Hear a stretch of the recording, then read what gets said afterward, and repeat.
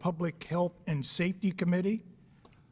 We have two people on the committee. I'm the president, and Mr. Hazen, Councilman Hazen is also on the committee, and Councilman Mamalente, who is online, is also on the committee. So he's watching it and will comment as needed.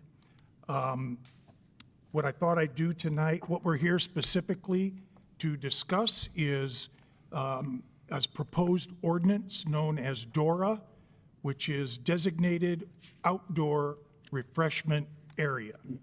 So what I thought we would do to start this off is let the mayor and his administration make a presentation, tell us what this is about. I need to learn about this as well.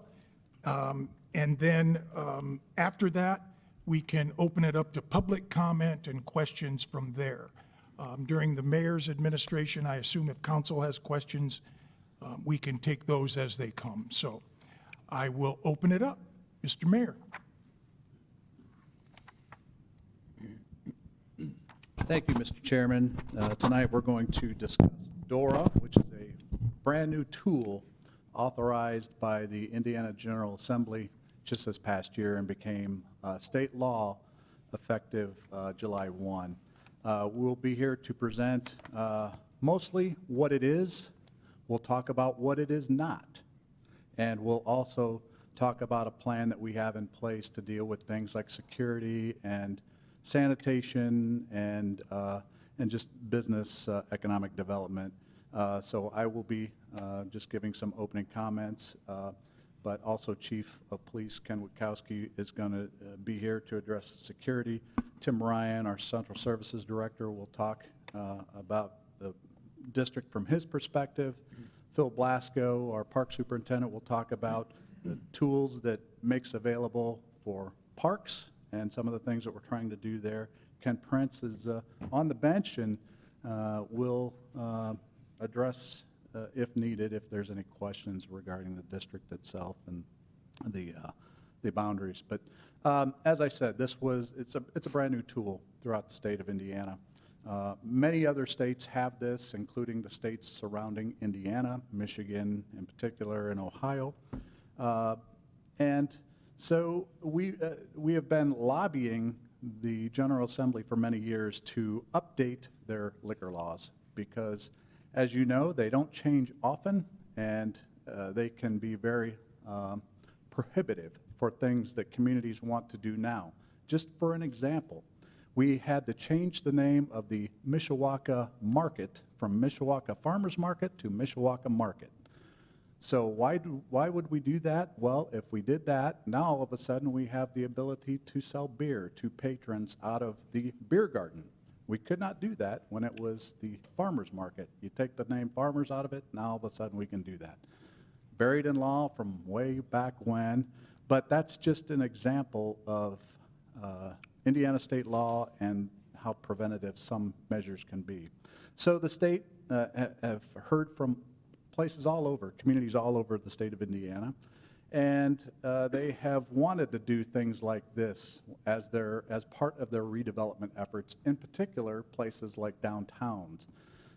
We have always envisioned downtown to be a place that attracts people, where people can be free to visit businesses, patronize their local businesses, attract new businesses with tools like this, and then have lots of events and make it like a version of Americana with the freedom to go around a certain distinct area, and in this case, around our festival street, as people see fit. We want to make sure that we are able to do this in a safe environment and not an attractive nuisance. So while we want this to be a business-friendly proposal, we want to start out small and evaluate it and see how it goes. And if it doesn't work, then we pull the plug on it and we don't do any more. If it does work, then maybe we can do up to 7 of these. Maybe places like a redeveloped, eventually 100 Center can create their own. Or maybe downtown historic district, the ability to have new events where you can go from establishment to establishment with specials, and it becomes its own unique business-friendly opportunity. Those are potential for the future, but we wanted to start small and start around our Festival Street, which is Ironworks Drive. We have so much potential there. We have, I think, built a great reputation in a very short amount of time. And the only thing missing now is the freedom to walk around. Say you buy your beer at the Sun King, you can't leave and walk across the street while you may be waiting for your meal at the beer garden that Sun King operates. Just one glaring example of what this could fix and how this could benefit local businesses. And I will tell you what it is not. It is not you come into an area pulling your coolers full of beer and hanging out all day and all night. This is not that. You have to purchase your beer in designated approved areas. You have to consume it within a very small district that will be defined ultimately by the council, and you cannot leave that area with your beverage. And in fact, you can't take your beverage from one location into another to get a refill. You will be issued a new cup. So there's kind of a perception put out there that this is just a drunken free-for-all. It is absolutely not that. This is not that. So Matt Lynch, our head of government affairs, will be given a presentation about exactly what this will do. So we will present this to the council, and we are one of many cities around the state of Indiana who is doing this right now. And so as part of the approval process, the Alcoholic Beverage Commission will have a lot of input into this and will give us tips. We will have signage, we will have barriers, we will have trash cans, there will be designated cups. Businesses will also be stakeholders in this and have some security and some risk in this too. So it doesn't just all fall on the city. So anyway, appreciate lastly your willingness to have this community meeting. I think this is very important so that we can get the facts out there and stay away from just the misinformation that might happen to be out there. So with that, I want to thank you for your time, thank the community for coming out, and we'll look forward to an open dialogue, a conversation with our community and with our businesses and with you ultimately on why we think this is good for the city of Mishawaka. Thank you, Mr. Mayor. Any questions for him from the council? Mr. Lynch, you're up to bat. Thank you. Chair Compton, Honorable President, honorable members of the council, we're grateful for your time tonight to hear more about the designated outdoor refreshment area called Dora. This is a while coming, but I think it can be a great asset to the city of Mishawaka. I've looked at numerous communities throughout Ohio and Michigan, 20 communities, from Dublin, Ohio, Niles, Michigan, Urbana, Ohio, to Worcester, Sharonville, Tip City, Akron, Ohio, Columbus, Cincinnati, and many more.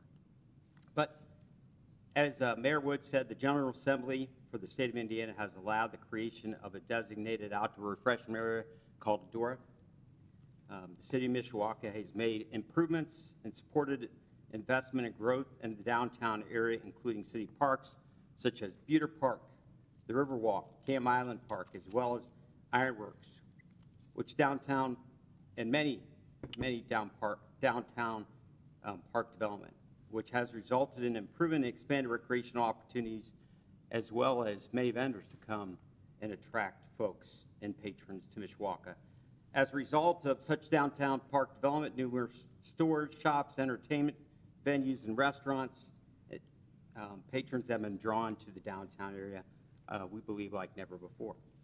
We also believe that implementing a Dora in downtown Mishawaka, more specifically in around Buter Park, Ironworks Plaza, and Ironworks Plaza in the Mill Phase 1 and Phase 2, will provide a significant economic boost to local business. I therefore am asking for support of Dora. And while I know we're not here to vote on tonight, I hope that we can have an open dialogue. More, we'll go through it, and as the mayor already said, I'm going to, at certain points, I'll turn it over to Chief Wachowski, Tim Ryan, Phil Blasco, and then to Ken Prince at the end. And obviously, as I'm going through this, if you have any questions, feel free. The one thing I want to say, though, is, and we won't read all the slides, and we'll make sure that we get them to you after this meeting. The door would allow only adults 21 and over to purchase an alcoholic beverage from a participating vendor and to walk within that designated area with a beverage of their choice in the designated door cup. So the area will be defined, the rules will be defined, there'll be signage letting you know when you enter a Dora and when you're leaving, and the vendors as well as community will be educated. As I looked at this, one of the chiefs of police mentioned in the reading and information said it's more about education than enforcement. When people are appropriately educated about this and what to do and what not to do, as I've heard, I haven't heard a community that has had significant events to the negative. As a matter of fact, it's all been to the positive from what I can understand. And Dublin, Ohio is one. Around Columbus, they're into, I think, their third or fourth or more Dora because they've had so much success. And it's been, as advertised, a good way to, a good economic boost to the areas.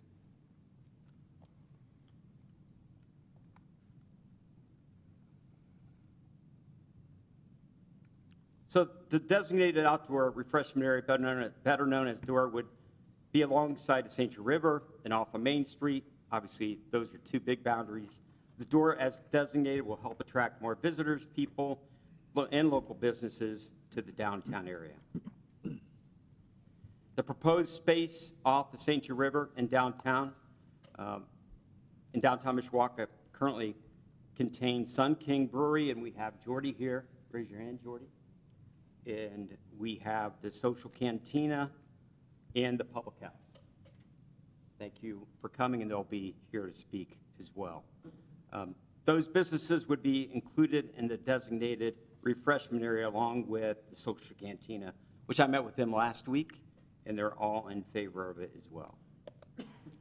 Research on other communities that I mentioned before that have adopted and implemented Dora have been thoroughly done. And as I mentioned, Dublin, Ohio is one that we looked at. Niles, Michigan is another one. What we found based on research is that the Doras have been very successful in terms of generating new business, and communities with Doras are not being negatively impacted by increased alcohol-related issues. We have also learned that visitors coming to these communities with Doras very much prefer the freedom of movement with the beverage of your choice within the designated area. So we think that this really, what I've learned really supports what the state legislature has passed in terms of law, what the Alcohol and Tobacco Commission has passed in terms of policy. This is an example. I don't know if you have it on your screen, but if you look, there's an example of Urbana, Ohio, and there's a sign there, an example of what we could do. And trust me, there's plenty of examples. And what we've tried to do is gain the best of what's out there, the knowledge that's out there, and there's plenty of knowledge. Doors have been in existence in Ohio since 2015. So Urbana's Door was created to encourage downtown investment. This tool has been successful in driving new business to open in communities across the state of Ohio, Michigan, and other states throughout the United States. So how it works. The mayor talked about what it is. I'm here to tell you what it isn't and what it is, but I'm going to talk more about what it is, how it works. Beverages must be purchased at a bar or restaurant located within the door boundaries. Cups must be emptied or placed in a trash receptacle before patrons enter another liquor establishment, but obviously every patron has to come up, show their ID, and prove that they are 21. Obviously, at each one of the vendors, the establishments, They have licensed bartenders to know what they need to do to be in compliance with the law. Beverages must be consumed from the special door cups. Consumption from other vessels could be considered an open carry violation, subject to law enforcement. Beverages are allowed only within door boundaries, which is important. And those will be very plainly marked, and we'll have the signage, some of the signage that you'll see, examples what I showed you before are exactly what we'll have. So how it works, beverages may only be carried into stores displaying a green sign indicating that door beverages are permitted. Outdoor consumption of alcohol is permitted only during door hours, and it will be up to this council to decide what those hours initially will be in the days of the week. This isn't going to be a free-for-all. It won't be open 24/7, nor do any of the doors that I've looked at. They have limited hours as well. They don't open at 24/7.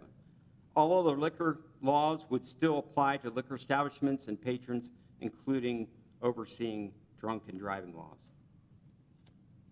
This is a map, and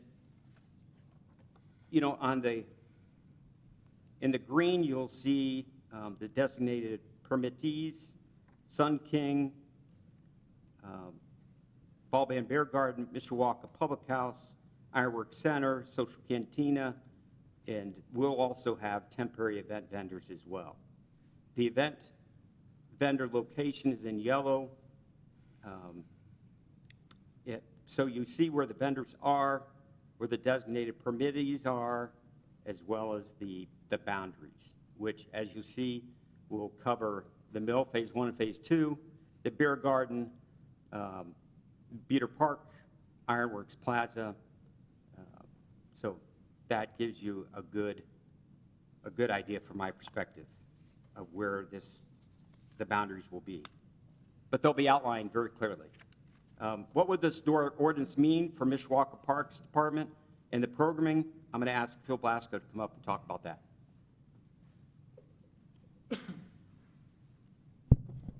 Well, thank you, guys. Thanks for your time. I have a few notes on what I think it will benefit the Parks Department. As you guys know, we host many of events and programs already on Ironworks Avenue, and I believe one of our jobs is to find unique ways to engage with the community, and this will be another level for us to engage with not only just our residents, but anybody that wants to visit downtown. For example, the farmers market, or the Mishawaka market, since we had to switch it from the farmers market. Currently, when you go get a beer, you have to stay inside the beer garden. I believe the Dora will allow more people to come down to our market to support the 70 vendors we have every week, because now you can have a beer and you can walk down Ironworks Avenue, drink your beer, buy from local vendors. I think it's just another level for us to bring more captured audience down to our event, that's our program that's already very successful and brings a large crowd. And a lot of those vendors depend on crowds to show up in order to support their business. And I believe this will bring more people downtown. Also, we have a lot of events and programs that we host that we control the atmosphere. Our food truck events, running events, arts and craft vendor events, our festivals, family nights.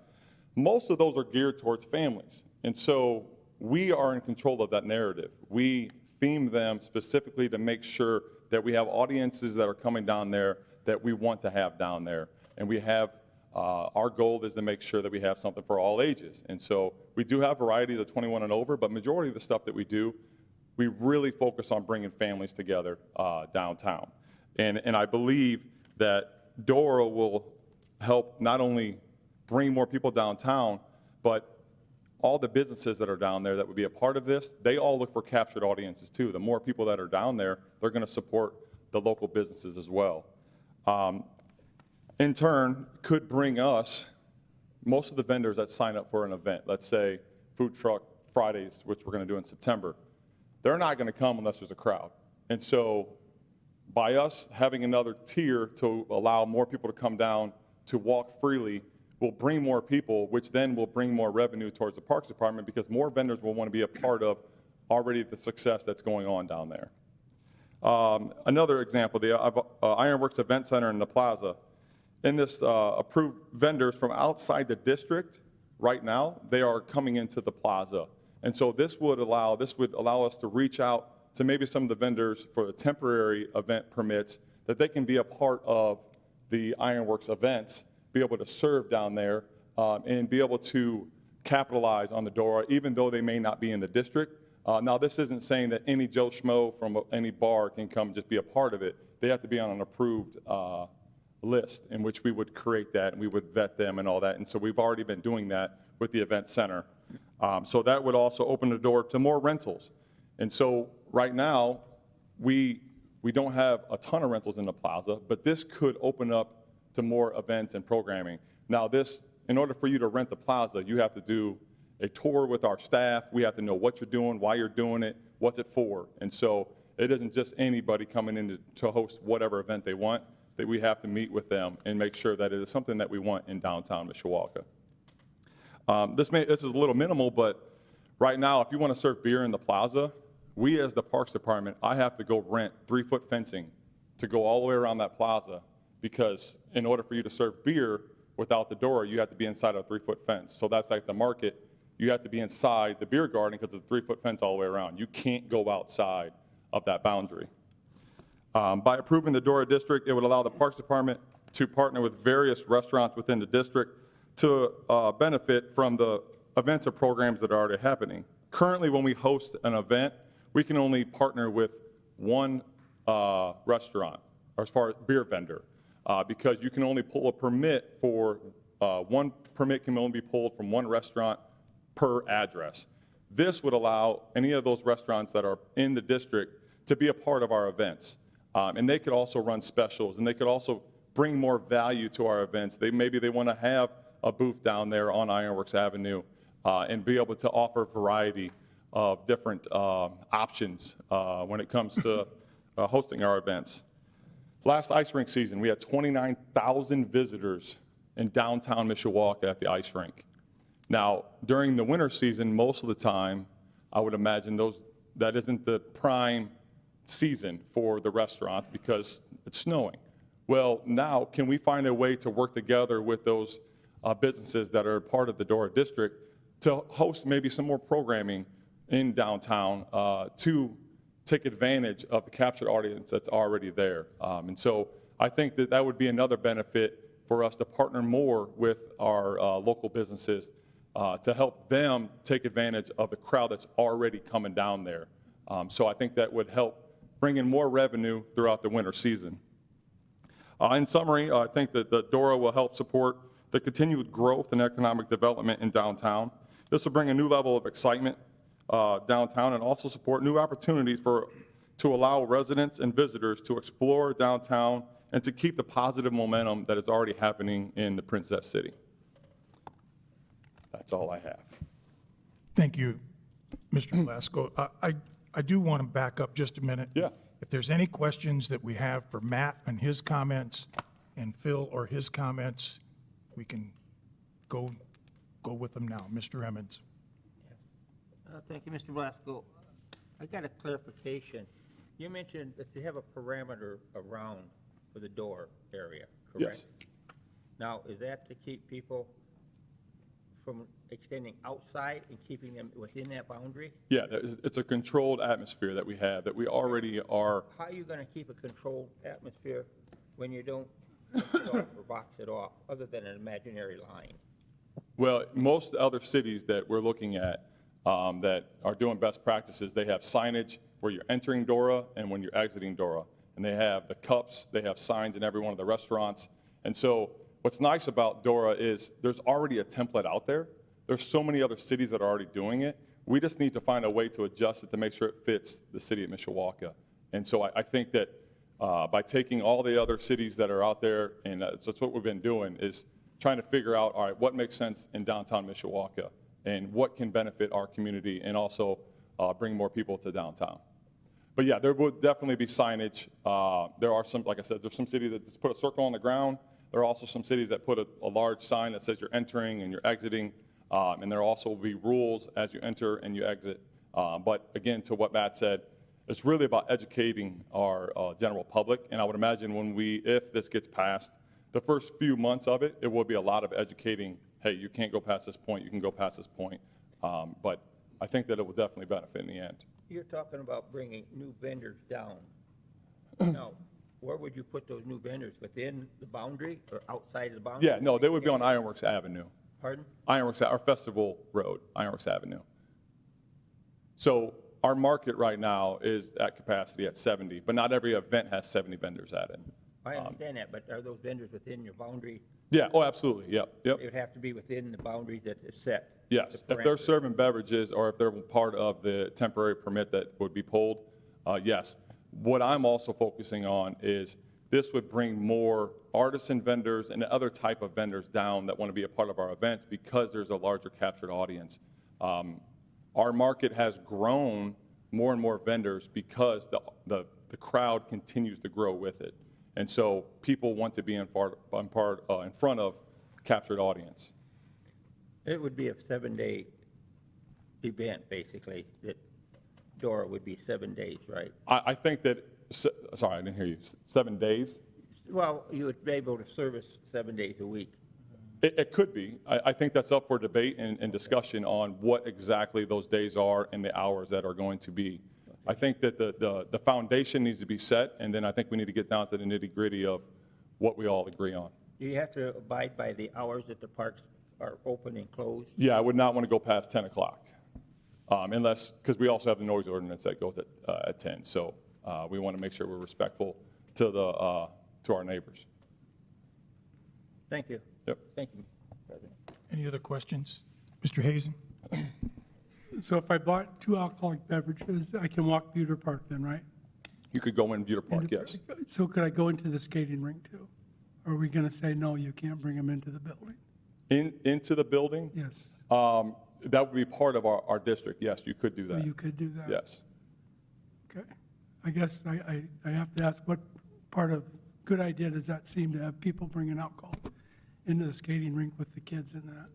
Wait, are you talking actually skating on the Yeah, ice with the come beer? into the building. No, I think we would have definitely rules with that. I mean, they're in that same building, just at the public house drinking Right. beer. But can they come over now with alcohol? They can't. They can't leave the cannot, public house. no. But they could under this. In theory, yes. Okay. That's what I wondered. And then I did have a couple questions for Mr. Lynch. Any others? I did have a couple Go questions ahead. No, for go ahead. Mr. Lynch. You got the floor. Any for me? No, thank you. I do, I yeah. do. So an approved list that is managed by the city, right? Yes. Parks Department, whoever's going to be in charge of that. Right now, we're talking about 3 establishments. I think Mr. Lynch mentioned that with the expansion of others as other buildings are being built.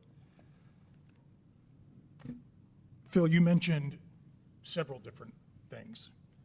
You know, I could see this, personally, I could see this for a festival where there's the country music or retro fest or whatever, Yeah. whatever we have. But does, you know, this is a discussion.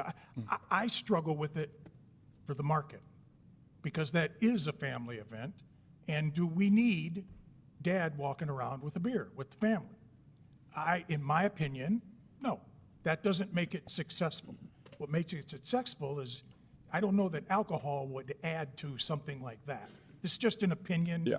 Open discussion. These are things we could talk about, but, you know, I ask you to think about the events that we would allow this to happen. Yeah. And then work with us on that, because we can restrict that. Yeah. You know? And I don't think the goal of Dora is to open the door to people getting drunk while they walk down and enjoy the market. I think it's more of, I can have, like when they come right now to the beer garden and they're there at the market, they're having a beer or two, and they're not staying throughout the day and continuing to pound beers. They're there to have a beer as they're just enjoying the music. We have live music going on. But yeah, no, I mean, we could definitely look at that to see what makes sense and what doesn't. I think that, you know, when you go to a restaurant right now, there's dad's drinking a beer at the table with the kids Yep. at the same table. Yep. So, Yeah, I But if Moms you are can too, walk though. around, mom and dad can walk around with a beer, it's easier to drink 3 or 4. Yeah. And I'm not sure that's what we want to promote. It just my thinking as I start to think through this. And Yeah. those are some of my thoughts, so. Yeah, I mean, logistically, there are things out there that we need to have open conversations about and trying to Yep. figure out what makes sense. Again, what makes sense for the city of Mishawaka? What works in maybe other cities, we may need to tweak it a little bit. And I do like the idea, I think the mayor and Matt both mentioned, start this as a trial. Absolutely, yeah. And to me, as a trial, I would really want to narrow it down to a few events a year, and let's see how it goes, and then maybe expand it from there. That would be my thought. Now, whether that's the rest of the council's thought, I don't know. But that would be my thought. And I know that may not be exactly what is being requested right now, but to me, that would be a good place to start. Yeah. And I think that the road that we're looking at is a controlled road that majority, if not all the events that are happening down there, the city is responsible for those events. And so as you go down there and experience those events, the crowds that are down there, the families that are down there are enjoying the events, and there are crowds that we want downtown Mishawaka. Agree. Mr. Emmons? Yes. Bill, one of my concerns is that area down there right now in Buda Park and all the restaurants and everything that we're providing, the amenities down there, has been created for the family. And I wouldn't like to see that to disintegrate and be adults, basically only. Yeah, I mean, we've created an atmosphere down there where families can come down, enjoy the facilities and that, and not have to worry about a lot of alcohol being screwed around. yeah. And now, and so maybe I'm not understanding what the philosophy is or how it's going to be managed to keep that as a family-oriented place where families can come down and enjoy it without having people slosh around with beer and that. That space was always intended to be an event road and a festival road, and there was a reason why we didn't put a playground in that space. It was more of our urban park to allow to do events like this. And as you saw probably in the Retrofest, we had, who would ever thought we'd have a Retrofest in downtown Mishawaka? We had over 3,000 people enjoying downtown Mishawaka. We just released the news this morning.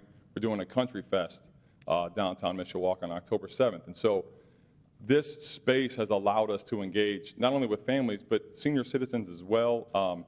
We have every other Tuesday night, we partner with the Public House for the Kids Nights Out. And so that's a family-oriented event. The concerts on Wednesday nights, they're in the beer garden, but there's families there.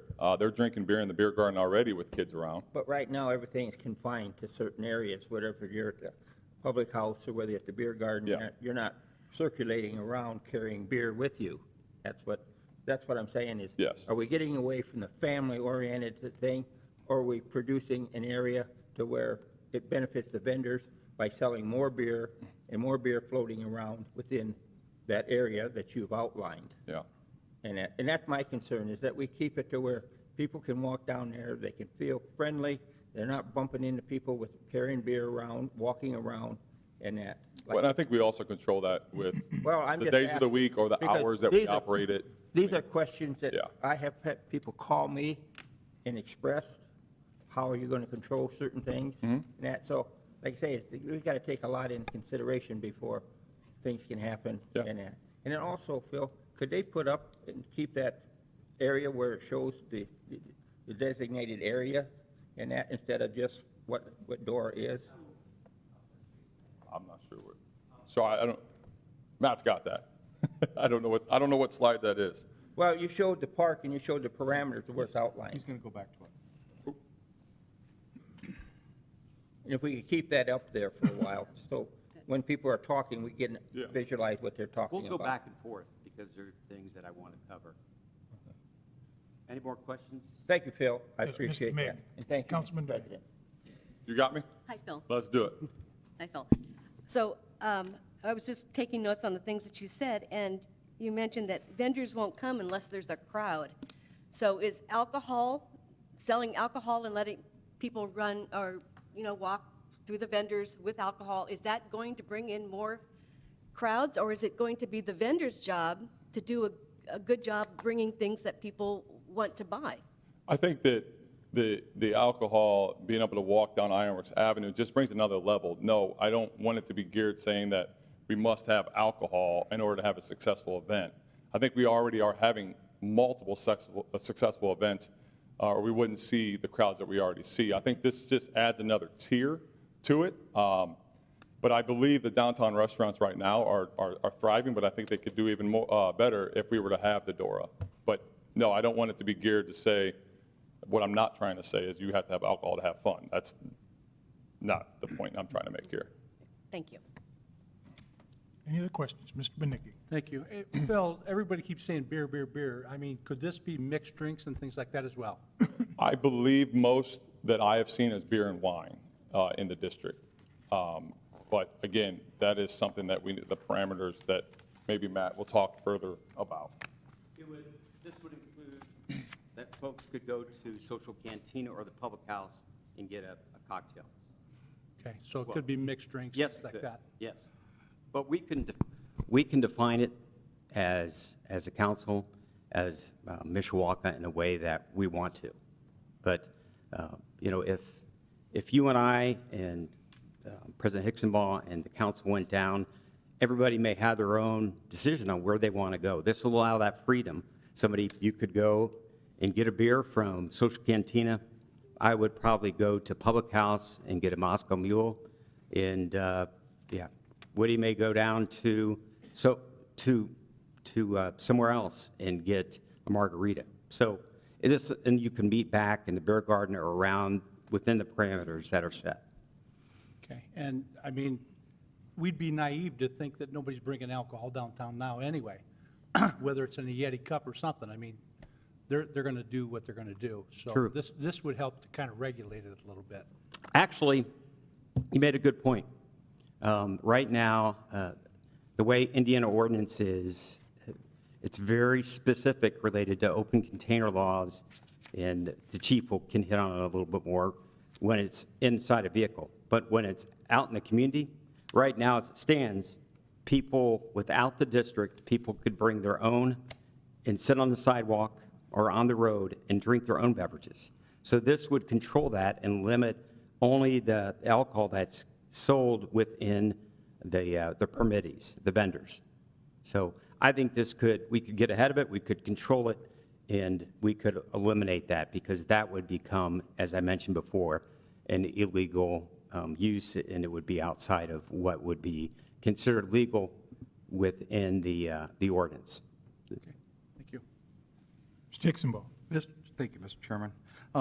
This is more just as a point of clarification, as we're talking about what the maximums are with regard to drinks. And this is addressed both in the enabling statute that the General Assembly passed and in the proposed rule that the Alcohol and Tobacco Commission has passed. The maximum content, the contents of an open container may not exceed the following: beer or flavored malt beverage of not more than 16 ounces, wine, cider, or hard seltzer of not more than 12 ounces, a mixed drink of not more than 10 ounces containing not more than 2 ounces of liquor.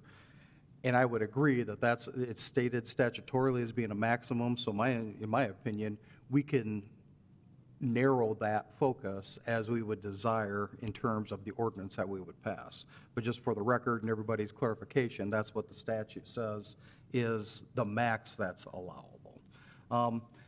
The other thing, and I agree, just as an initial point of clarification, I agree with what Mr. Belasco said with regard to the hours of operation, but it's important to recognize that the statute allows us to have some flexibility. That 10 p.m. that may make sense in conjunction with park use may or may not make sense with regard to an overall area. Clearly, the outside limit is the permitted hours of operation for any vendor or permittee that holds a liquor license, and they're regulated by the state in terms of how late they can stay open and when they can be open. But within that, we can shave that down, and the statute also allows us to be definitive with regard to when this district would be in operation. Yes. It can be limited to certain days of the week. It can be limited to certain times of the year. It can be limited to certain events or some combination thereof. So the statute has a lot of guidance with regard to what we can do and what the maxes are, but we have a fair amount of local control to decide what makes sense, if anything, for Mishawaka to do in this area as we consider this new provision. So I just wanted to get that out there, that there is some structure already embedded in the law with regard to some of this that we're discussing this evening. Well, I appreciate that, President Hixenbaugh, and the fact that this is a state law that was passed. They gave it a lot of thought, as well as a policy that was established by the ATC. We can learn a lot from the communities, and I've looked at 20 or more that have done it and done it very successfully, but we can make it our own. That's what we do in Mishawaka. We're parochial, and we make things our own. That's what's great about the Princess City. Mr. Hazen, did you have any more questions? Yeah, I did, a couple for Mr. Lynch. So it was brought to my attention about Dublin, Ohio is a totally different type of city than ours. And that made me think, when you say you compared 20 cities, are we comparing apples to apples? Are those old districts where they took old bars, it was dying and they said they needed something to save it? Or is it something where they dumped a bunch of money into and now they're saying that we want to have alcohol? No, we've looked at districts and cities of various sizes, Niles, Michigan, they're doing it very successfully. They had a mix, but theirs was economic development. We looked at Worcester, Ohio, Grove City, Ohio, Lima, Ohio, would be somewhat comparable. So we looked at communities of various sizes, and all of them, for various reasons, mainly for economic development reasons, felt like this would be a good idea, and it's proven to be so. They're bringing more foot traffic, more people in, and they haven't had the abuse, of alcohol, or they haven't had a negative impact in their community. Okay. The other thing, I guess the point that you just made is I don't even know why we're sitting here. If you said anybody can come down now and walk around with alcohol, Well, the there's reason nothing we can is, do? we don't want that. The reason is, we want people to be served by a professional bartender. We cannot serve it with our vendors. They cannot leave the door, or they cannot leave the patio. They cannot do that. In this area, there's freedom of movement, but you have a licensed bartender that would serve them and check their ID. What I'm saying is, the state statute right now, in terms of open container, allows people to just willy-nilly to do that, and we don't want that to happen. So we'd be naive to think that it doesn't happen, but I feel like a door would control it that much more. We'd get ahead of it, and I think, our vendors who do a fantastic job would have the opportunity to vet people by age, vet people, and making sure they're not inebriated. So the only thing we're really doing is making, because the state law already says you can't walk out of one establishment with drinks. Yeah, that's right. That's up to them to stop them, right? Right, and you cannot cross. Well, you can't leave, so you can't cross. No, you can't leave, but you can go out onto the balcony area, or not the balcony, Right. the patio area. Right. But if I'm at the beer garden, and my wife and I and my daughter Kelly went to the beer garden to hear music, to have a beer, we finished up there and wanted to go. We all had about a half of our glass left. We couldn't carry it across the street. We had to dump it out to go back to Sun King. That makes no sense to me. And that's the way it is now. So the only thing we're doing, though, is give the people the ability to leave one establishment with drinks, and we're forcing them to buy from 3 drinks. Not everybody, not all downtown taverns will have this luxury of being able to sell alcohol. Oh, well, actually, within this defined district, there'll be 3 vendors that'll be permanently there. And the Chicory or another establishment could get a temporary permit to be down there during an event. And people have the choice to leave if they want without the cup and go to any of the other establishments. So I don't think this is meant to be in any way just particular to zeroing in on 3 vendors, but the permanent vendors right now are the 3. And I think when people are downtown, this is what happens in other doors that I've read about, is they stay downtown and they They may leave the door and go to Docks. They may leave and go to Chicory. They may leave and go to any of our other fine establishments in downtown Mishawaka. All right, thank you. Thank you. Any other questions for Matt before we move on? Thank you, Matt. Chairman, I have one if I could. Go ahead, Mr. Mamalenti. Thank you. Thank you, Mr. Lunch. Thank you, Mayor. Thank you, Phil, for your presentation. I apologize in advance. I was without some internet briefly, so I apologize if these questions have been asked and I just missed them. If that is the case, just let me know and I can watch the recording. First and foremost, how often is the beer garden operating per week currently?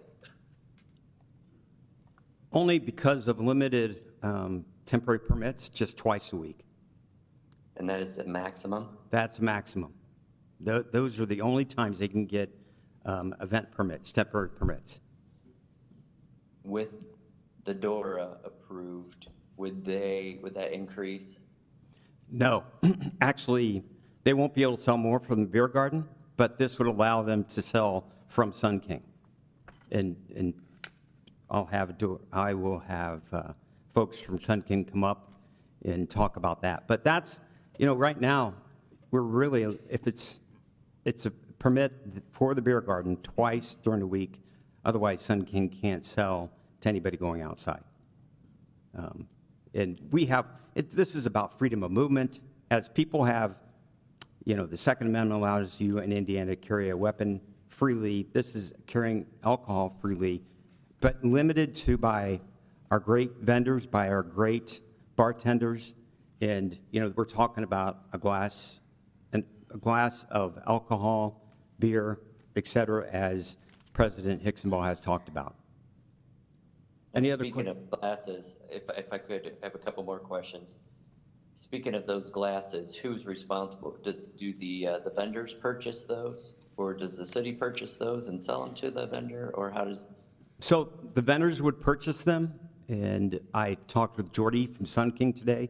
We'd provide stickers that they put on them, but it would be up to the vendors to purchase the cups. We'd provide the stickers for them. And that's the way we'd, go ahead.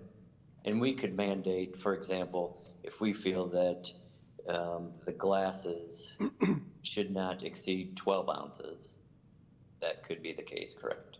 We could design it any way we want to, yes. Okay, thank you. And one other question. You had mentioned signage that would educate the patrons or the pedestrians and where DORA exists, what it is, etc. Who, other than signs, because not everybody reads signs, how would we staff it or use personnel to, one, educate the patron or the citizen, and most importantly, if it became unruly on a certain event, who would police this or help control the situation? So the education would be up to us, the Parks Department, myself, but we will educate our vendors, and then they will help to educate the public, but we won't stop there. We will educate the public. The media has done a great job, from my perspective, about covering what this is and what it's not, but we can do a lot more with social media, with our own website, and obviously the signage. But as the chief of police from one of the communities I talked about, he said it's more about education than it is enforcement. And very few, if any, communities have had significant or any problems that I know of related to an enforcement. I mean, there may be a person here or there that may not have seen a sign as they leave a district, but there are folks who can remind them of that if that's necessary. And what was the second part? I apologize. You covered most of it, but I guess would be the police aspect of it. Would we add additional folks down there to help patrol and control in those evenings that DORA isn't in effect? We have a safety plan that we have worked out, and the Mishawaka Police Department is going to go over that in just a second, but we'll let the chief, if you don't mind, cover that part. No, absolutely. Thank you. All right. Thank you, Mr. Mamalenti. Councilperson DeMague, you got another question? Thank you, Mr. Chairman, I did. Mr. Lynch? Yes.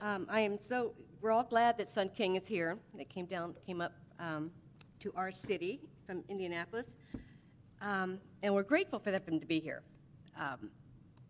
But were they promised in any way that this was going to happen? That No, They were not? they were not promised, no. That they would be able to expand their business into the beer They, garden? I know this for certain, that they were not promised a door. All right, That's, yeah, all right, thank you. yep. Any other questions for Mr. Lynch? Okay, I'd like to invite Chief of Police Kim Sure. Okowski up Thank you. to talk about our safety plan. Good evening. I'm glad to hear to speak on this or answer questions more so probably. But the way I see this, I mean, we already sell alcohol down in that district. We have 3 restaurants that sell alcohol. The market, the beer garden's open. We sell beer on Sunday during the market. So I don't see a whole lot changing except for the convenience that you could roam with a beer. The beer is limited to 2. So in my mind, we don't have any calls down there. And like I say, this is past practice. We've been selling alcohol in that area for a long time. We do not get any extra calls for service because of the alcohol being served. So to me, it's business as usual. We already patrol that area. We have Central Park when we have the events there. We have a beer garden. They are limited to stay inside that fenced area. We have no issues with drunkenness, disorderly conduct because of the alcohol that is sold and served in those events. The thing I do like is we do control the event schedule, so we know who's coming in. The times we've had issues up north,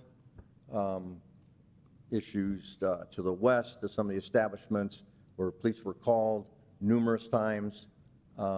That's because we don't have control of the events, who the entertainment is. That's what draws the crowds that we don't want and don't want to deal with. So this, for me, I don't see anything changes. If we would need extra manpower, we'd go by the contract. We would offer overtime for officers to extra patrols. That's how we handle extra events now, events outside of the normal business practices of that area. So we posted, we have a new part-time officers now that patrol the parks. So they patrol that area. So I don't, like I say, I can't imagine this is going to overextend. We're going to have thousands of people right away just because they can carry their beer further off the designated areas now in a restaurant. You can sit outside right now and drink alcohol, and we don't have any issues with that. So I'd like to answer questions if I could, if you have anything additional for the police department, but I don't see it to be any burden, extra burden on the police department at all. Questions for the chief, Mr. Hicksonball? Thank you, Mr. Chairman. Chief, thank you for your comments. Going back to what you said, when you say that this area is patrolled, is it a fair statement that it's patrolled equivalently with all areas of the city as opposed to having a specific beat or a squad car assigned? Yes, yeah, we're not going to designate a certain area, a certain beat. It's all patrolled within the beats we have. So that's included in the beats we have, so we patrol equally throughout the city. And right now, without this district having been established, if there was an issue in the interior of an establishment such as we're discussing here, if they placed a call to dispatch, would a squad car be assigned to handle that call? Call for services like anywhere else in the city. And with regard to the dispatch center, particularly with advances in technology, we can track addresses and calls for service to be able Yes. to identify those hot button areas, can we Yes. not? Yes. I will say, and I suspect that you and others within the administration, maybe everybody would agree with this, if this is going to be successful, it has to be with that continuing assurance that this isn't going to be a drag on public safety in the city of Mishawaka. And this wouldn't be a magnet to the point where we would have a disproportionate number of our officers dealing with issues here. In an era where we're trying to beef up our ability to deal with public safety-related issues throughout the community. So for me, as we're continuing with this dialogue, and again, I suspect everybody would agree with it, it'll be important to hear that this isn't going to be that attractive, overwhelming area of need for service to the point where we're robbing Peter to pay Paul from our neighborhoods and areas throughout the city. Well, absolutely. I mean, if we start seeing it to be a drag on it, I mean, this is like, I agree, it should be like a trial basis, see how this works for us. You guys set the parameters of the days, the times, and if it would, you know, I don't know if I'll use the verbiage, get out of hand or whatever, but, you know, we can just pull the plug. Right now, when there are special events, and I'm thinking about the events that the park department already puts on, even things such as Cam Island Fest, which just recently occurred, those type of special events, isn't it the case that whomever is the promoter of the event very frequently will hire off-duty police officers to work as security on their dime? Yes, we have that verbiage in the, Blasco has it in his parks, that the agreements, if they serve alcohol, they have to have security. Specifically police security, not just someone with security on their back. They have to be a police officer.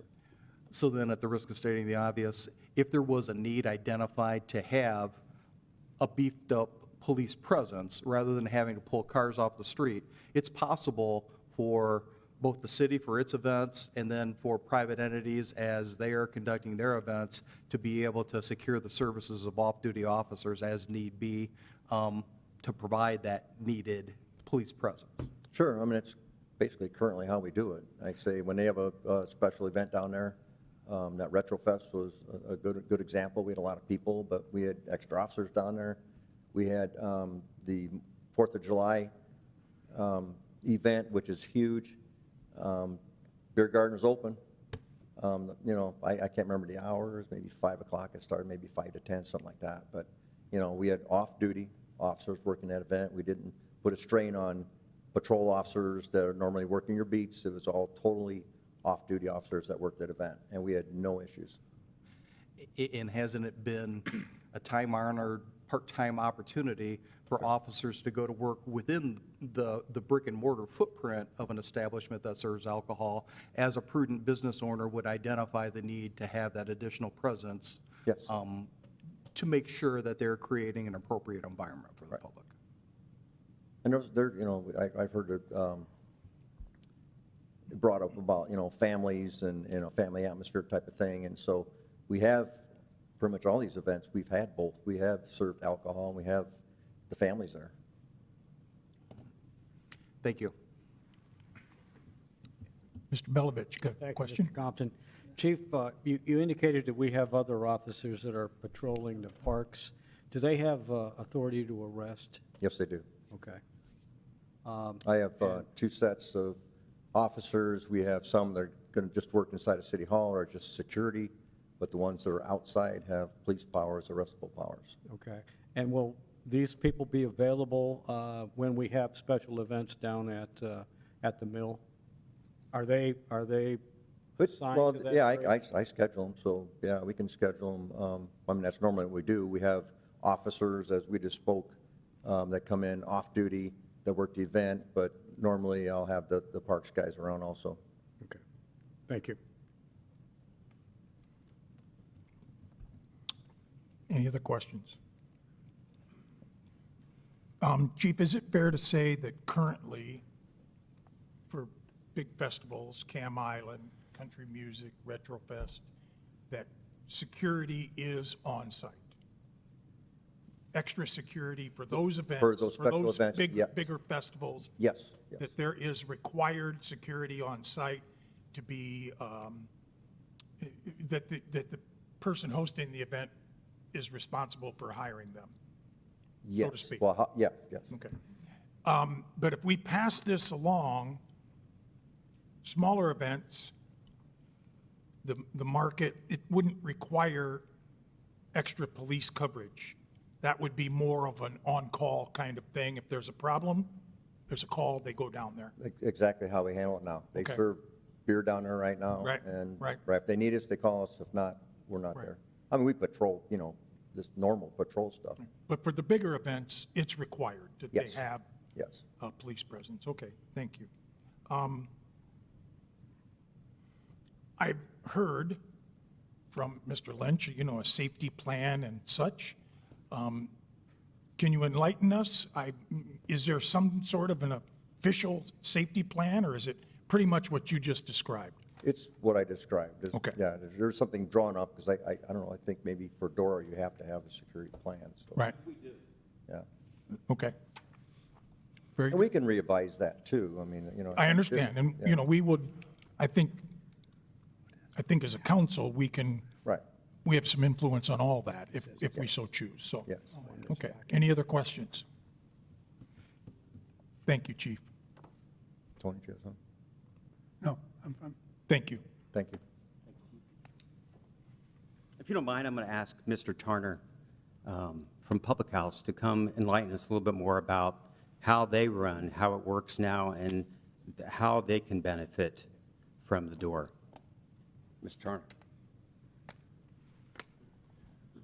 Thank you for inviting me tonight. I just came from the chocolate factory, so I'm a little underdressed. My name's Mark Charner. I live in South Bend at 1502 East LaSalle Street. We do own the Public House, and before I start, I'm speaking in favor of DORA. But before I start, I'd like to thank you for welcoming me into Mishawaka, and the mayor and Ken Prince, and even Phil Blasco. We're some of the most professional people we've dealt with, and we have stores in Carmel and on the Circle in Indianapolis, so it says a lot for your city. The reason why I'm speaking for it is I think it's best for you. For me, we're a licensed vendor. It's better for me if you don't approve this, because I sell alcohol there anyway. And I'm not a big drinker. I didn't drink till I was 24, but the world's moved on. I never thought I'd see alcohol at the Indiana State Fair. They have a craft brewery there now, and they have alcohol there. I know South Bend's applying for it, and we're speaking for it there. I know the Circle is. I'm speaking for it there. I do think it has to be policed, and I think the world's changing, and I think it's better for you if you approve it. So I'll take any questions if you have any for me. Any questions for Mr. Turner? I do have one Okay. question or comment. As you heard, we're talking about special events, maybe some that aren't so special. Right.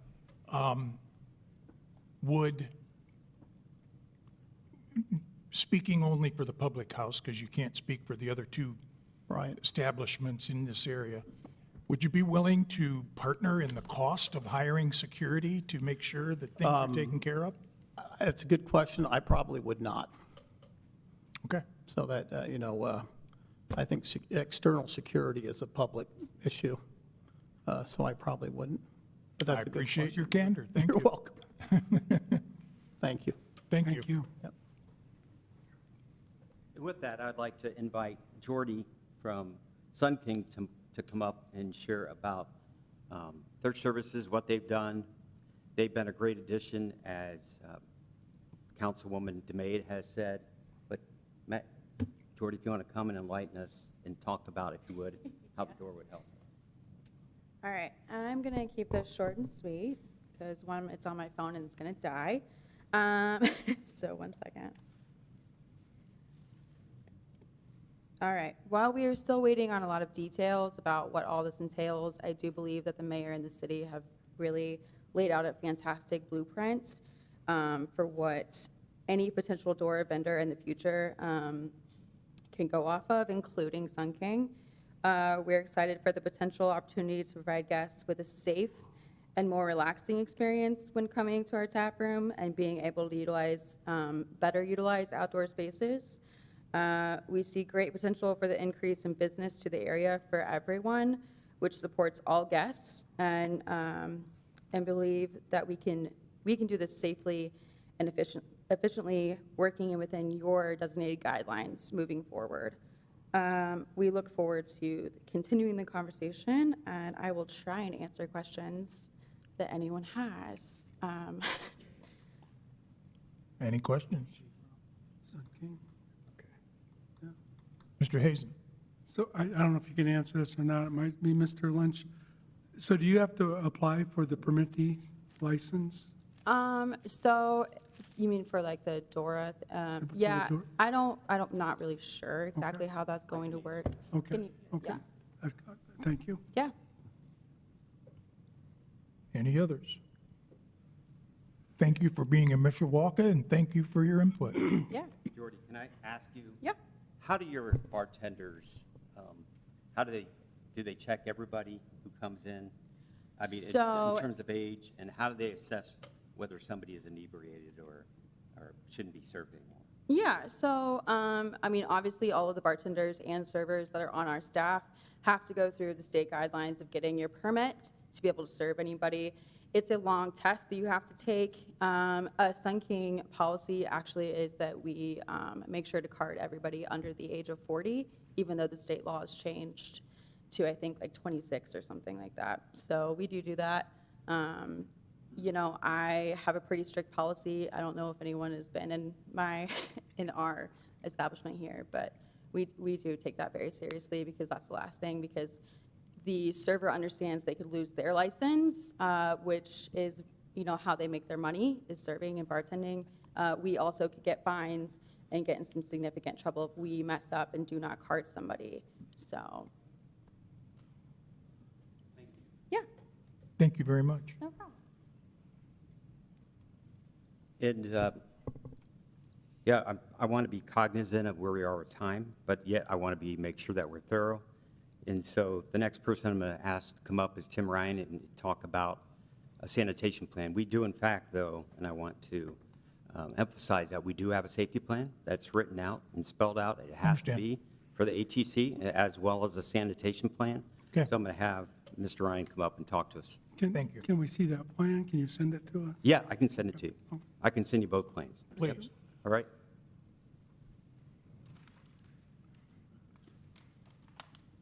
Good evening, how is everybody tonight? Good. Currently, in the area that they want to designate as Dora, there are 25 trash cans, either in the public right-of-way or in the park area. Those trash cans are serviced by us now, so I'm kind of in alliance with Chief Witkowski, is it's really not going to be any extra burden on us to maintain these. Through the months of May, mid-May to about mid-October, we utilize a lot of our seasonal help, particularly now with all the events that go down at the beer garden, where we have somebody there in the evening to maintain the trash in that area. We also have a day crew and a second shift crew that their only responsibility is to drive in a John Deere Gator around the Riverwalk and make sure that trash is emptied and stuff. So it's business as normal for us. Seeing an expansion, if it works and expands, then yeah, there would be areas where you probably would have to add more receptacles, but right now there's plenty. And any extra events, big events that the Parks Department or somebody has, we always have the ability to put temporary or disposable trash containers down there. You've seen them at some of the events. And if Phil needs employees to work and make sure that that stuff's taken care of, we also handle that. So nothing new. Any questions for Mr. Ryan? Mr. Hixenbaugh? Thank you, Mr. Chairman. Thank you, Tim. With regard to the current events that are being programmed in this area, which are very successful, have you or your staff ever encountered situations where people, being who they are, God love them, even with 25 trash receptacles and some extras that are brought in, people don't always manage to have their refuse end up in the trash can. So Yeah, it happens. have you ever had to, does your staff then have to go into the area and independently pick up the trash and dispose of it? Any of the major events, the 4th of July event, some of the events that happen down at the beer garden, you're always going to have that 10%. I don't care how many you put out, they're going to throw it. And yeah, we have to go in and pick it, either that or we have a small sidewalk sweeper that's got the capability of just sweeping that stuff up into it. And that sidewalk sweeper also has a pull-out, like, vacuum tube that you can pull out and clean areas like that too. So we're well suited to handle that. So when you think about those occasions where you've had to go in and do that cleanup work, and I promise I won't hold you to this, but what's your sense for the longest period of time that your staff has had to work to do the cleanup after an event such as what we're? Just normally, like the 4th of July type event, that big event, it may be 2 hours after the event that we have everything sufficiently cleaned up. I'm not going to say it's 100% perfect, where we can come back that Monday and get to the nitpicky in the bush and this stuff, but normally 2 hours. Cam Island Fest is roughly 2 hours after that event, we're out of there, so it's not a extraordinary length of time. It's just sometimes it gets dark and you miss things here and there. So a couple times you use that phrase after the event, so it sounds like when it's a larger event, you don't just let whatever has been deposited on the ground stick around overnight until No. Monday.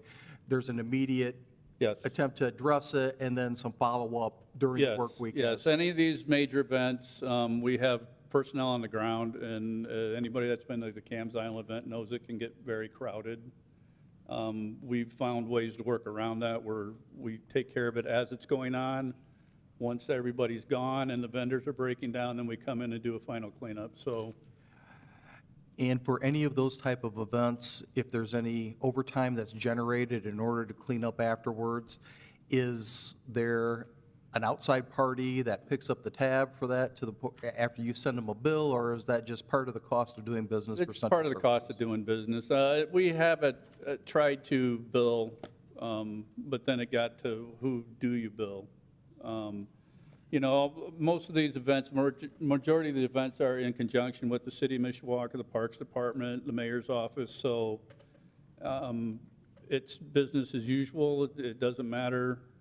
If it's like a private, like a buddy walk or something like that, then if they requested it, then yeah, they would be billed. But mainly anything that's partnered with the city of Mishawaka it's part of the package.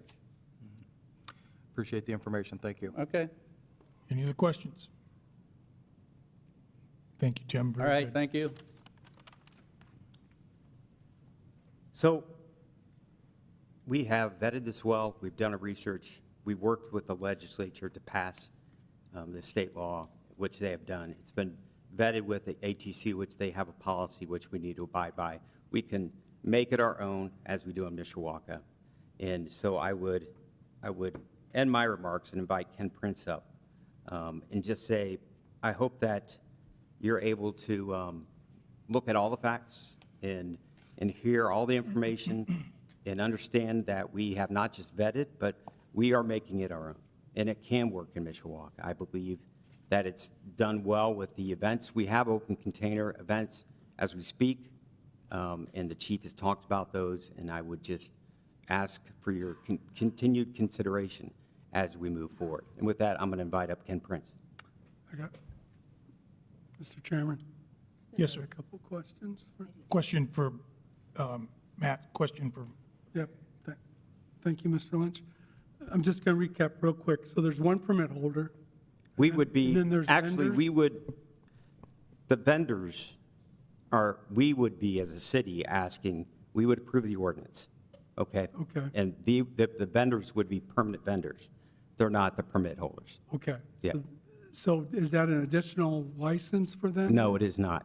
And no additional cost? No additional cost. But if they violated the DORA clause, I guess, or the ordinance, does that put their liquor license in jeopardy? As I understand it, they would have to abide by all the liquor laws, including Including DORA? including DORA, right? If somebody wandered outside the boundaries, are they going to be held responsible? No.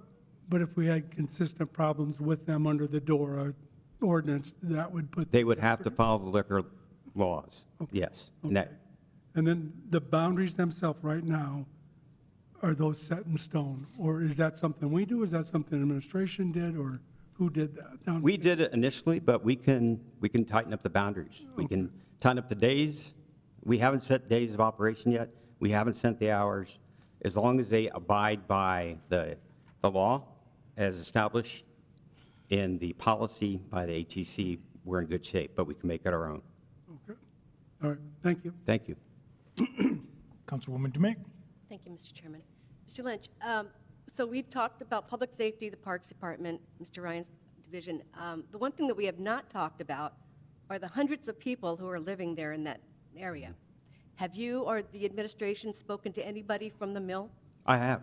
You have? Yes, I have. And they've been, those, I mean, I can't say it's been throngs. I can't say that we've sat out in front, but yes, I have, and it's been all positive.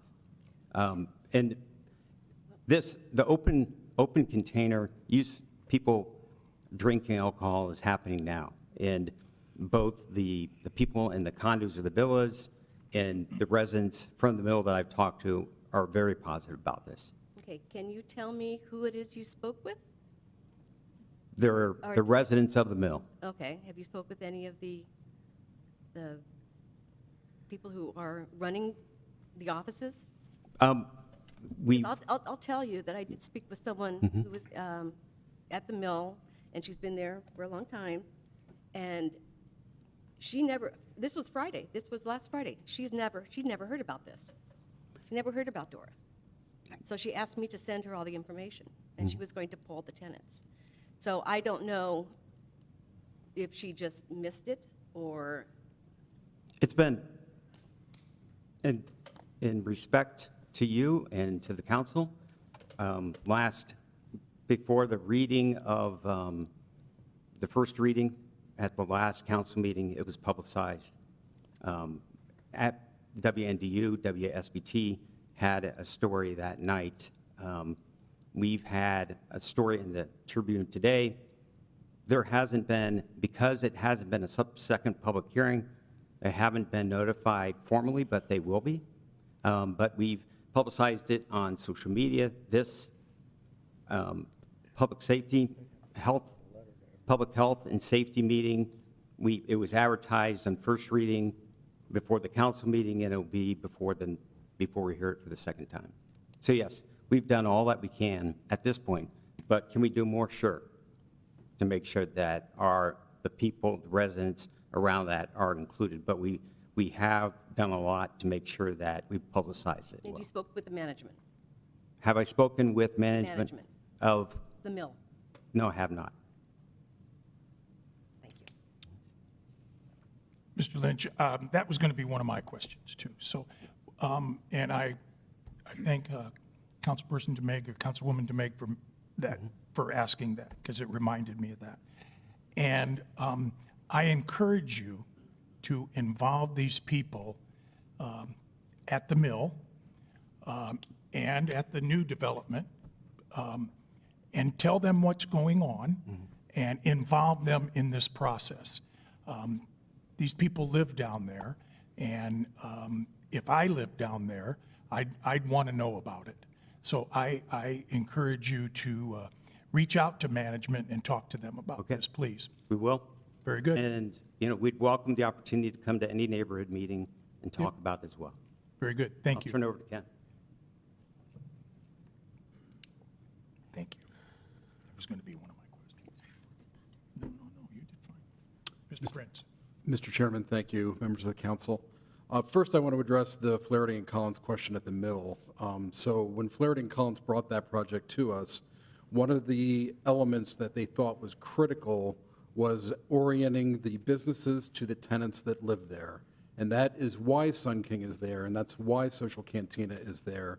Why the Kalon Salon is there is because of the services that are provided, and that includes serving alcohol. So I will, immediately following this meeting, I will go and I will solicit specific comments from the owners of the building. Keep in mind that the tenants there, we'd love to hear from them as well, but the tenants on average are there about 18 months. So we feel it's much more important to get everyone's perspective, but the owner of the building who had made that $53 million investment there, we think that's critical, and we think this falls right in line with what their investment is. Agreed. So, Thank you.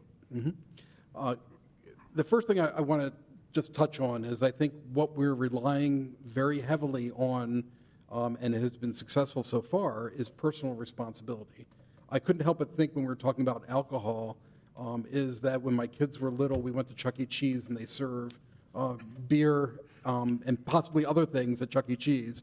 at that point in time. And I think ultimately, Mr. Tarner's comments are ringing in my ear right now regarding that he doesn't feel it's the business's responsibility to provide security. And I know some difficulties that have been encountered at other businesses, and I can say, and the mayor can correct me if I'm wrong, but if we have those types of issues here, we have a bigger problem.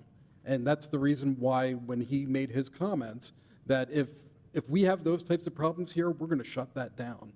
We created this. When we master planned this area going back to 1999, we wanted it to be a destination. We wanted it to be mixed use, pedestrian friendly, architecturally significant. We wanted this to be the place when you have family from out of the area come in for the holidays, this is where we want to show off Mishawaka.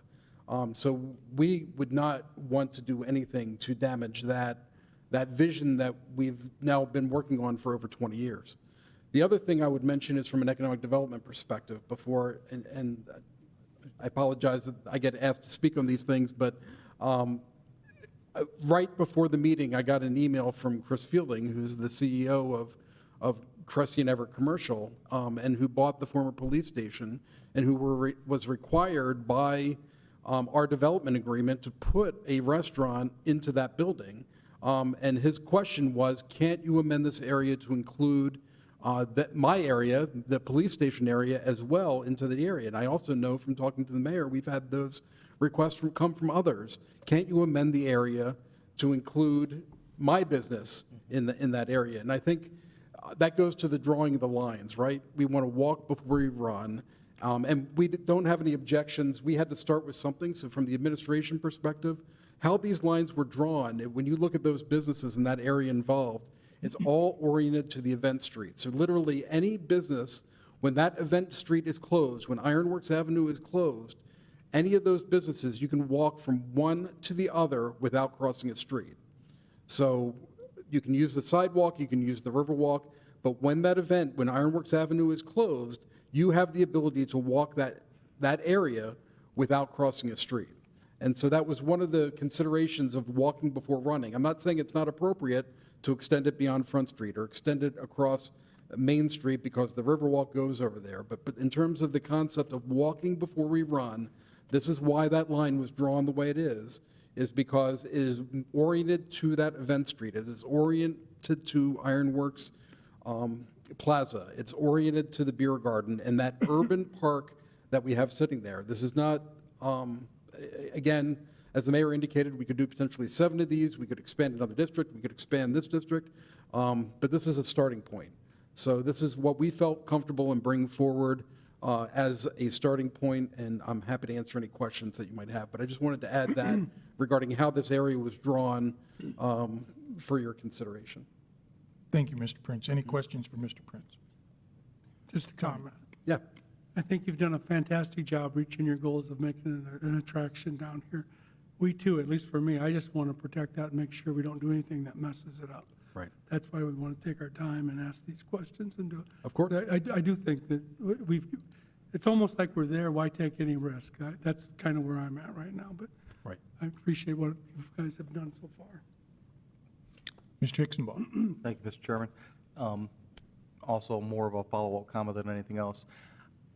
I tend to share your concern about expanding the district, but it's more along the lines of how it would be expanded. I would feel differently about an expansion that would encompass Front Street as opposed to Church and Main Street or Lincoln Way. I think once we get to those major, really vehicle-intensive thoroughfares, that causes me some concern. So I'd have an open mind about it. I'd like to hear from, others. But that may be a location that lends itself to a subsequent Dora, since we can create up to 7, and maybe partner that with some of the other businesses in downtown. That remains to be seen.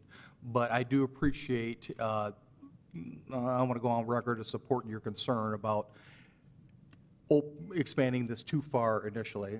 Some minimal expansion, perhaps, but anything that crosses those major thoroughfares will be of greater concern to me personally. And again, we're open to that. This is a starting point from the administration standpoint. And I think you did a really nice job with it. Thank you. Thank you very much. Any other questions from the council? Thank you. Mr. Lynch, are we ready to open this up to the public? Yes, sir. Okay, so what I had in mind is let everyone hear what the city's plans are. We heard from a couple of businesses. I know there's been some discussion in social media out there about this, and so I wanted to open this up to the public for any questions that they might have or clarifications that they would like to be made. Is there anyone here that has any questions that would like to speak? Come to the podium.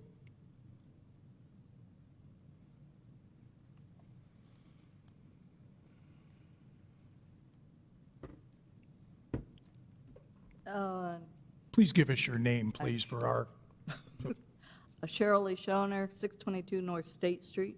Okay. Mine are just concerns, having been in a business of selling alcohol in years past, which is long past a previous lifetime of mine. But at any rate, my concerns are, you put up signs, which sound great. People don't read signs, people don't obey signs. You can prove that by going down to. ma'am, could you pull the microphone down just a little bit so we could hear you a little bit better? Okay. Can you hear me? That's better. Yes, thank you. Thank you. Anyway, the signs, they're great, look good, but somebody's got to patrol it. And I'm not hearing, and you can't throw it back on to your personnel at your establishments to educate the people. They can do that, and they should be doing that. But when that person walks out, who's going to say, as was referred to, an invisible line? You're not going to go past that because there's a little sign. They will go past it. That's what people do. My concern is not going to be properly maintained as far as crossing that invisible line to handing off a cup to a spouse, a child, a minor, past that invisible line, and off they go. Can happen with the bars now, I'm aware. But it does sound like Mishawaka is trying to rely on alcohol to get more people to come down to this area. And then, as I agree with Maggie, that then maybe the events we're having are not good enough. They should be stepped up. So keep it more family-oriented. And the hours, again, to be determined. Someone said possibly not past 10 p.m. based on park standards. I believe establishments, and I could be wrong, can be open till 3 a.m. Is that a fact? I think so. I'm not sure the exact time, but that's. But it's very late. I'm assuming Sun King can abide by that and may abide by that.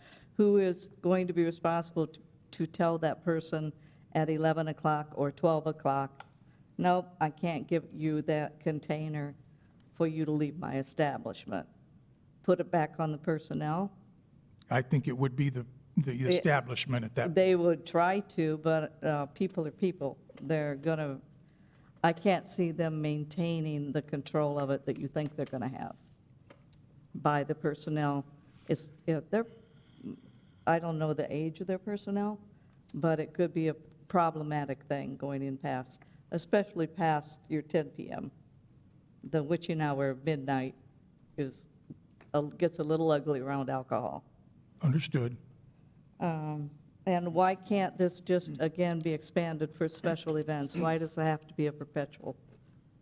Well, I think that's what we're trying to decide, ma'am. I think that's what we're taking this information, and for your input, the council is going to draw the rules on what this is. Okay. And it could be just special events. I'm not saying it will, I'm saying it could be. To me, one council person, that makes sense in the walk before we run concept, that we try it for a few special events a year, and then do we apply it to the market? Do we apply it to other more daily or more common activities that go on down there? Okay. But I think the times, the days, the events are all up in the air, and the council has the authority to write the ordinance as we see fit and take that kind of input in. That's why we're here. Okay, and that, my biggest concern is the patrolling of the area. I think it's unlikely that it can be patrolled effectively any more than anybody right now bringing into the parks their own beverages, which happens. We know it happens. And the police can't be everywhere at once No, they to can't. make sure it doesn't happen. So that's my biggest concern is why open up it that wide for additional problems in the parks that have been established for the residents and the families.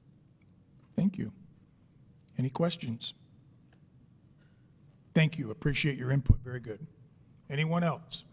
Please come to the podium.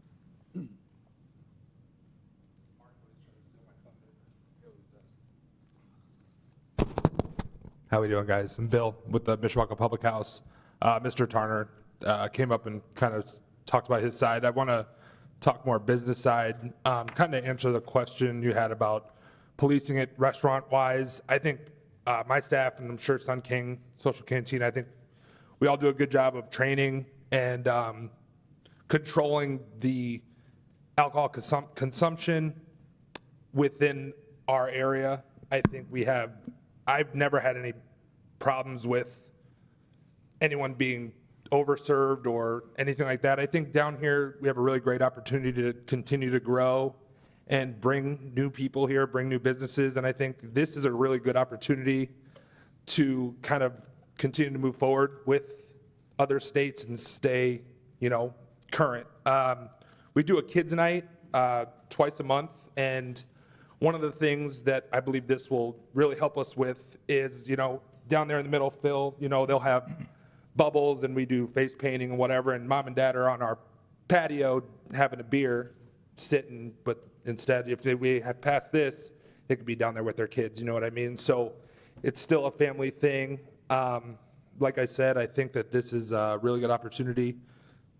Foot traffic wise, it's always busy during the summer, and I think, minus events, walking down from Sun King, having a beverage, and then coming down to us, having some food, and kind of going in between, I think is a really, really cool opportunity. So, yeah, I just want to say thanks. Thank you. Any questions? Anyone else? I saw a hand in the back row there. Anyone else like to comment?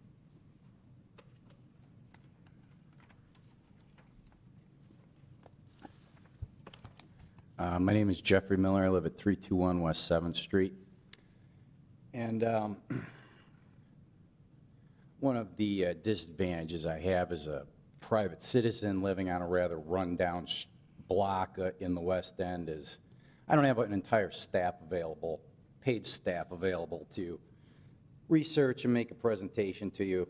I wasn't aware that cities of comparison would be Worcester, Ohio, Lima, Cincinnati, Akron. I did know, however, that Dublin, Ohio would be mentioned, and we saw a graphic up there that they even have a how-to do a Dora video available on YouTube. So I'd like to point out that, at least in this one instance, we're talking about very different places.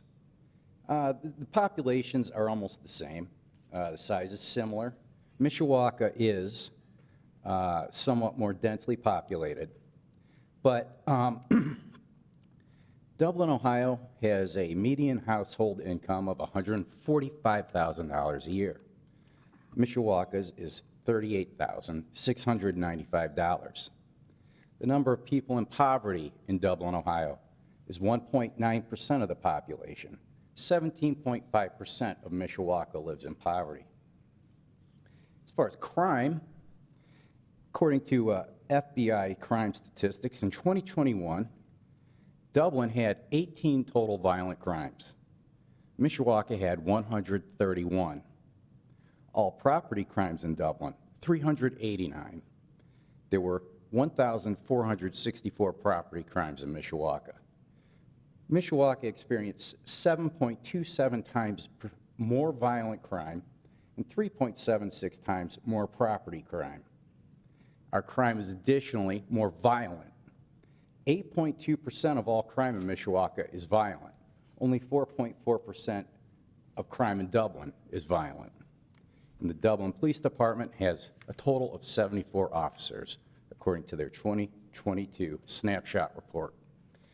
I'm just going to say that before we draw a straight line comparison between some of these cities and Mishawaka, we need to look more closely at the examples that are out there. I could only provide you with one, but with the resources available to all of you, you can examine more for yourselves. Thank you. Any questions? Thank you, Mr. Miller. Anyone else?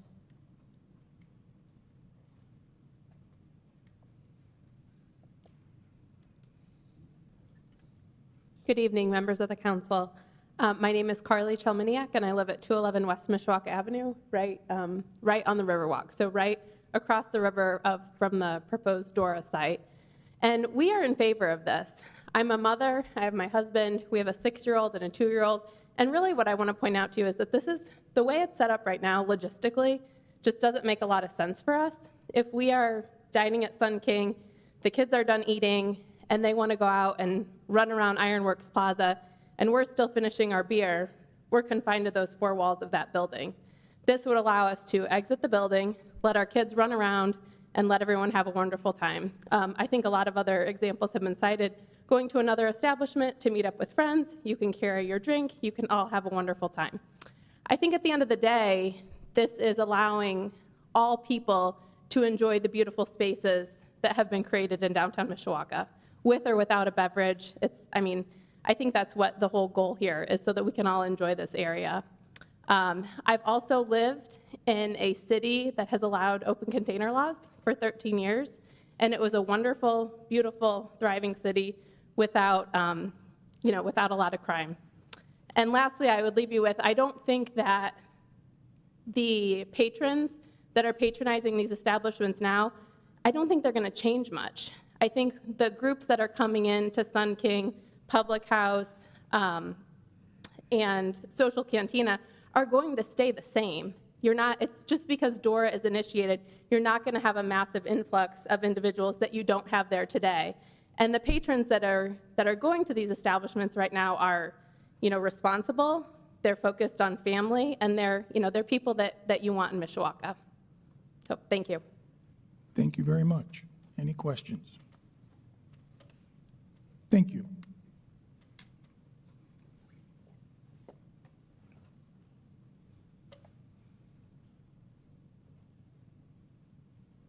Hello, I'm Mary Lou Stevens, and a lifelong citizen of Mishawaka, and I will say I'm in favor of this as well. We have a lot of beautiful parks for our families to do things in, but as an empty nester, I would like to have something that I could do to enjoy too. So the food trucks coming down on Friday and being able to get a margarita and go down and get something from a food truck sounds amazing.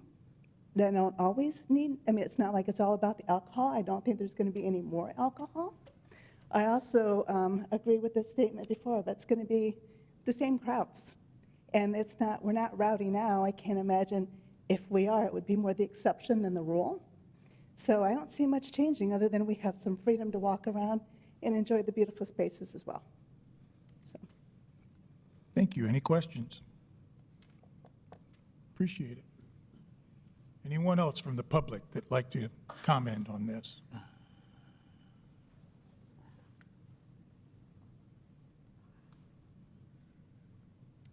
Good evening, ladies and gentlemen. I'm Christy Miller. I live at 321 West 7th Street. I have a couple of very basic concerns. The first and foremost is underage drinking. And I understand that the 3 establishments we're discussing right now train their employees excellently in how to ID people and make sure they're doing that. So what's to stop one of you walking in there, walking out with 2 beverages and handing one to my 17-year-old? Now, he looks like he could be 22 or 23. So who's going to stop that happening? Because once you are outside of the doors of that establishment, it's no longer the responsibility of the servers or the bartenders or the management in that facility.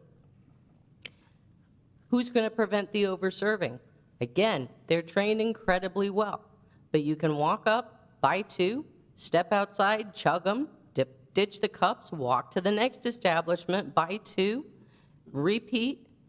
You could hit feasibly each of those establishments 2 or 3 times before you start to show the effects of intoxication and before they catch on that you've been there a few times. There's nothing to prevent that from happening. And I understand personal responsibility. I get it. I'm trying to teach it to a teenager, all right? It's on each and every person to do the right thing. The one thing we know for sure is we're talking about people, and people make bad decisions, and it only takes one bad apple to ruin the entire bushel. The other issue I have is with the strong potential for DUIs. And this is personal because it has touched my family directly. All right? It's also personal because I understand the difficulty with enforcing those laws, simply because I've lived across the street from a drunk for a decade. In that decade, he's been caught once. He lost his license for a year, and he continues to drive every single day under the influence. And I know this. You don't have to get within 10 feet of him to smell the booze. And I keep being told, nothing we can do about it.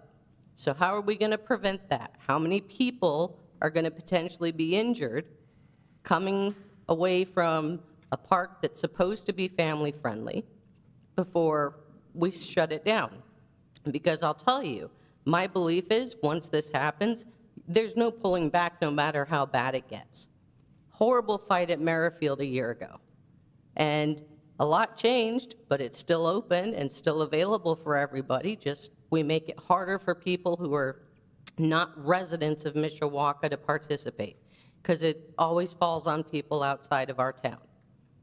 So I would strongly urge you to please consider how we are going to police this. And I'm not talking about Mishawaka Police Department, but how we are going to prevent minors from getting their hands on alcohol, especially as old as the teens look these days, how we are going to prevent people from driving under the influence, because I know for a fact 2 glasses of wine and I can't drive, okay? Other people can tolerate more, but 2, that's just 1 visit and 2 cups, and I'm done. I get behind the wheel, I'm going to hurt somebody. How are we going to be able to police this? How are we going to guarantee that people actually be responsible for making the choices that they are? So I'd ask you to please consider that. Thank you. Any questions? Ms. Miller, I would tell you before you walk away that I think your comments, we're all considering those. In our thoughts, we're considering all of that. I sincerely hope so. and then- That's why we vote for you. And then how do we balance all that, and, you know, how do we do all that? But we are considering that, and I assure you that. Thank you. There's absolutely no reason for alcohol to be the overarching everything. Understood. I mean, lots of us live without it every single day and have Understood. a great time with it. So Yep, thank you. that's just one part my family won't go to.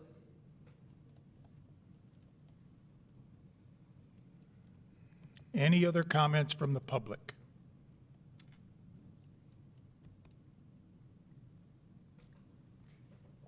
Well, that said, I will adjourn this meeting. I appreciate all of the input from Mayor Wood's administration, the business owners, and the public in general. Thank you very much. Mr. Chairman? Yes, sir. Maybe you should point out, too, that this probably won't be voted on the next meeting, but they should follow it because we're listening. And please contact all of us with any concerns you have, and it will actually be voted at Yes. the actual meeting. Yeah, the process, I'll let our president take this. This is in his realm, but thank you. Thank you, Mr. Chairman. Mr. Hazen, we're on the same page as always. First of all, I appreciate the thoughtful questions and the comments from all involved. in my own personal opinion, is that this is a matter that requires some careful consideration. Regardless of whether we're going to pass it or not, we need to make sure that it's in the right format for us to have vetted through all the issues. And I do think that there is some significant revision to the proposed ordinance that needs to take place one way or the other. To that end, following our last council meeting, when I made some comments along the lines of the need for us to go slow, Mr. Lunch has sent an email to myself with a copy of the clerk, and this will be in the council packet, as is the normal protocol. But he's asking for this matter to be postponed on second reading until our first council meeting in September. So that would be the earliest that this would be heard and final action would be taken. And quite frankly, I'm not sure if it's going to be ripe for action even at that time. Again, because there are a lot of decisions for us to make and a lot of mandatory components that has to go in the ordinance and a lot of optional components that have to go in the ordinance, some of which we've mentioned. My own personal opinion is when we talk about public safety plans and sanitation plans, I think we need to have some language embedded in the ordinance that deals with those issues, just so that we can see what it looks like in writing. But to follow up on Mr. Hazen's point, the earliest that this would be acted upon is our first council meeting in September. And I wouldn't bet a lot of money that we're even going to be acting on it then. I think that some additional scrutiny may be well taken with regard to this. So with regard to timing, those are my comments, Mr. Chairman, unless you had any follow-up questions for me. None at all. Thank you very much. I appreciate that. Thank you all. Enjoy your evening.